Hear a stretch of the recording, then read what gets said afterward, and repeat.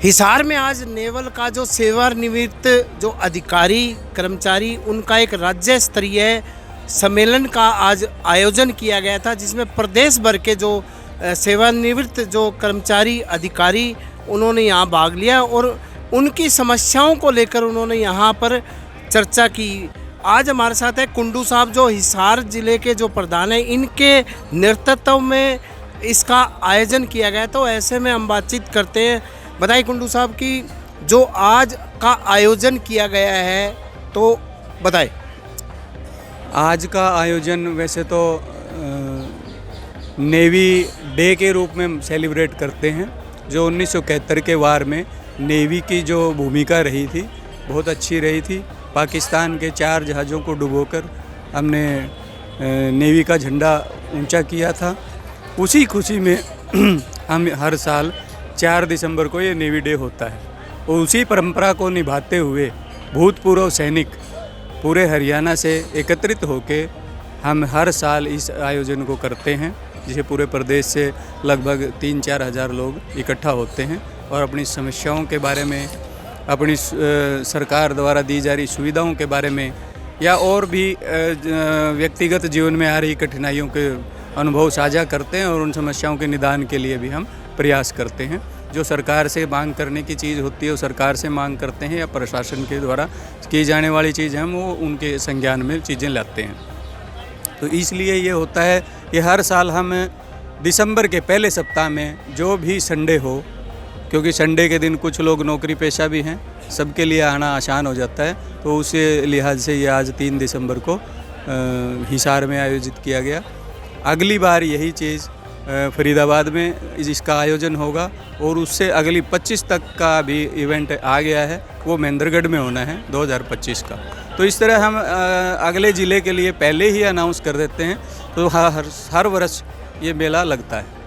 तो ये बताएं कि जैसे आप पूरे प्रदेश का नेतृत्व आज यहाँ हुआ है, तो ऐसे में क्या क्या सैनिकों की समस्याएं के सरकार के समक्ष भी रखते हैं आपकी एसोसिएशन, और आप किस तरह की आगे भागीदारी चाहते हैं?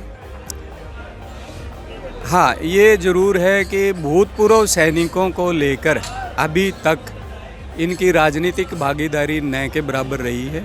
इस ओर पॉलिटिकल पार्टीज़ का भी कोई विशेष ध्यान नहीं है।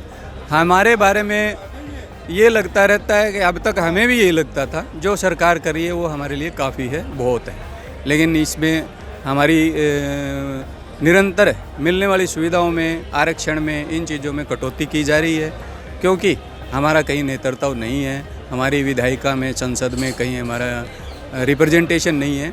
उसके अभाव में हमारी बात सही प्लेटफॉर्म पे सरकार तक नहीं पहुंच पाती, तो हम काफ़ी सारी सुविधाओं से वंचित होते जा रहे हैं। इसलिए ये एक प्रयास रहेगा, ये चिंता निकल के आई है कि हमें भी अपनी पॉलिटिकल भागीदारी समय के साथ ये मांग करनी चाहिए, ताकि हम अपनी मुद्दे और अपनी समस्याएं उस एक प्लेटफॉर्म पे उठा सकें। तो राजनीति में मतलब आप कितना समझते हैं, कितनी भागीदारी होनी चाहिए अगर प्रदेश की बात की जाए? नहीं, प्रदेश में ऐसे कोई हम लक्ष्मण रेखा नहीं खींचना चाहते, ना हम किसी तरह का आरक्षण उस रूप में चाहते हैं। हम ये चाहते हैं कि हमें पर्याप्त हमारी जनसंख्या के हिसाब से या हमारे प्रशासनिक अनुभव हैं, हमारी ईमानदारी है, हमारी देशभक्ति, उस चीज़ का उपयोग करके सभी लोकतांत्रिक पार्टियों को ये सोचना चाहिए कि उसका ज़्यादा से ज़्यादा उपयोग पब्लिकली इस्तेमाल किया जाए। हम यहाँ भी सेवा देने के लिए तैयार हैं। तो उस रूप में जैसा सभी जानते हैं और अक्सर कहते हैं, हर 10वां जवान हरियाणा से है भारतीय सेनाओं में, तो इस तरह से हमारी 10% के लगभग हिस्सेदारी बनती है। तो उसी रेशियो में वो कोई ज़रूरी नहीं है, तो हमारी तरफ ध्यान तो दें, हमारी बात सुने, क्योंकि कई मुद्दे हमारे ऐसे होते हैं जो आम आदमी की समझ से परे होते हैं।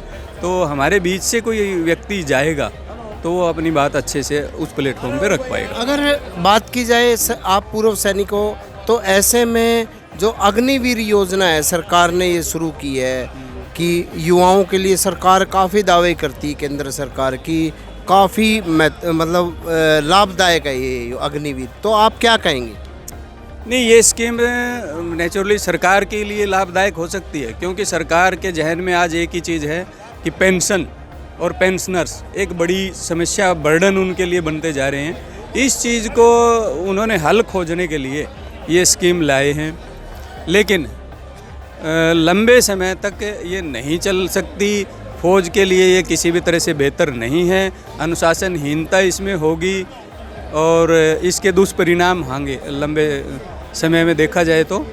क्योंकि जो व्यक्ति जिसको ये पता है कि उसकी एफिलिएशन 2-4 साल के लिए है, तो वो वहाँ से वो उस तरह का तजुर्बा, ट्रेनिंग लेके और वो अपने बाहर के हिसाब किताब में रहेगा।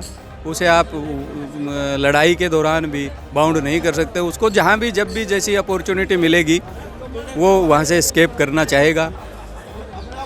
तो ऐसे में जैसे अभी जो भी जितने भी सैनिक हैं, आप बता रहे काफ़ी पूरे प्रदेश में सैनिक हैं, तो ऐसे में क्या क्या उनकी जो समस्याएं हैं, जो पेंडिंग है, जो मुख्य समस्याएं जिनको दिक्कतों का सामना करना है, एसोसिएशन किस तरीके से हल कर रही है?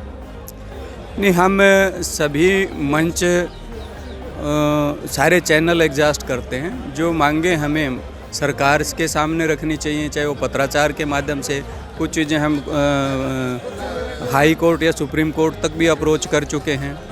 और जो मांगे सरकार नहीं मान रही, उसके लिए हम ध्यान दिलाने के लिए नेता प्रतिपक्ष को भी इन चीज़ों के बारे में ज्ञापन समय समय पर देते रहते हैं।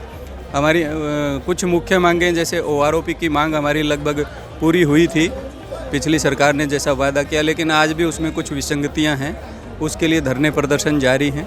तो ये प्रयास रहेंगे कि इसी तरह कोई पेंशन से संबंधित हैं और कोई हॉस्पिटल से संबंधित हैं, इस कुछ रिजर्वेशन के मुद्दे हैं, लोकल जो प्रदेश सरकार द्वारा दी जाने वाली सुविधाएं हैं, उनके बारे में समय समय पर हम इसको मंच के माध्यम से सरकार तक बात पहुंचाते रहते हैं।